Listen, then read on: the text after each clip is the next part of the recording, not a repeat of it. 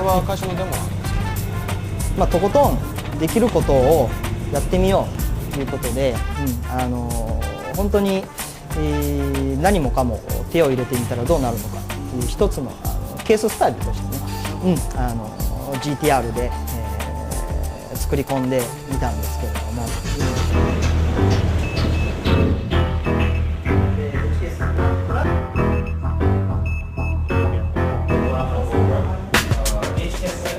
Okay, when we're talking about Skylines, we're talking about me. I'm a Skyline enthusiast.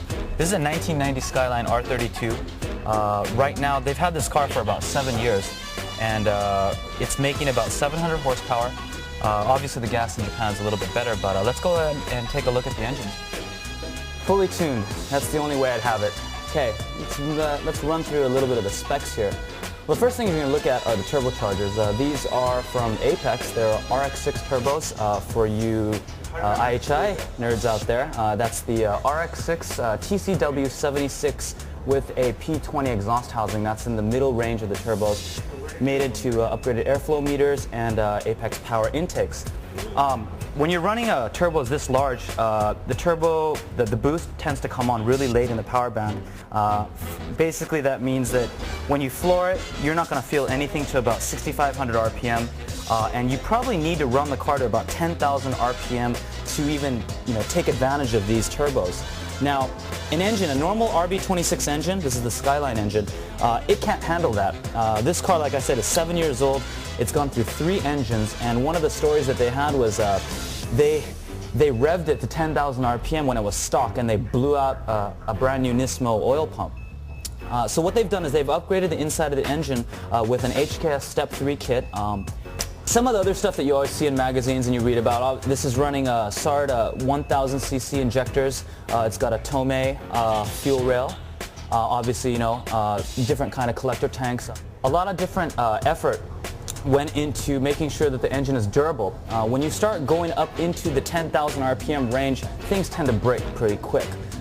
So moving right along, we have an HKS intercooler in front. What an intercooler does is, engines are really simple things. I mean, humans haven't evolved that much, and we can't change the laws of physics. So it's air and fuel, and everything in the car is designed to adjust the balance of air and fuel. So when you're saying my car is running lean, that means you have too much air and too little fuel. So we'll add injectors, a fuel pump, better gasoline, and then we'll raise the fuel back, and that's what a fuel computer does. So, and the turbochargers would be part of the air. You put huge turbos on, you're going to suck in more air. Now, and this is sort of like physics 101, but air has molecules and little things floating around, and the colder the air, the more molecules you have, and that's why you're going to want an intercooler. So it's sucking in hot air from here, and it's going and then it goes through, and then through the intercooler it gets cooled off because you're blasting it with a lot of air. By then, cold air gets sucked into the engine, thus you have wonderful fireworks show inside of the car. Moving along to the suspension. These days in the US, all it is drift, drift, drift. Drifting is cool, but it's nice to see a track car once in a while. They're running semi-slick tires. This car uses a Cusco suspension with 8 kilograms. The spring rates are 8 kilograms in the front, 6 in the back. So if you want to, buy your own set of Cuscos, that would be the set to do. And unfortunately, I can't see it, and neither can you, so we'll move on to the back of the car. Fuel. This car likes to drink. When you're running 1000cc injectors in the front, upgraded fuel pump, you're going to need to pump the fuel as quickly and as strongly as you can into the engine. So what we have here are 2 Bosch fuel pumps. And this is a model that they don't sell in the United States. It's imported, I believe it's manufactured in Czechoslovakia, and each one is capable of handling up to 700 horsepower. Now, if they took out the catalytic converter in the car and ran it with pure race gas, this car would easily make 1,000 horsepower right now.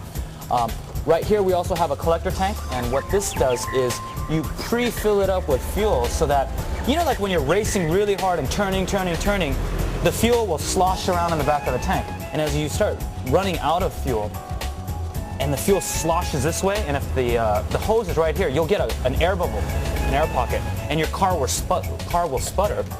The problem with that is if you're running 7,000 RPM and flooring it and it sputters, you'll blow the engine like that. So what we do is we'll fill up this extra tank, this small tank right here, so that this fuel right here is always, you won't have the sloshing problem. And simply put, that's what this does. Fuel management is controlled by an Apex Power FC, and we have an AVCR right here. One of the interesting things about this car is that you don't see a roll cage in it, and that's really irregular for a car of this caliber. What they've done instead is injected the frame with urethane, and what that does is it's a soft substance. Once you inject it into the car, it spreads out, bubbles up, and it hardens, so that the structure is extremely rigid, and it only takes a can about this big to fill up the whole car. And that is something that, we should start doing in the US. It's cost efficient, and it makes the car clean. You don't have to run around a jungle gym.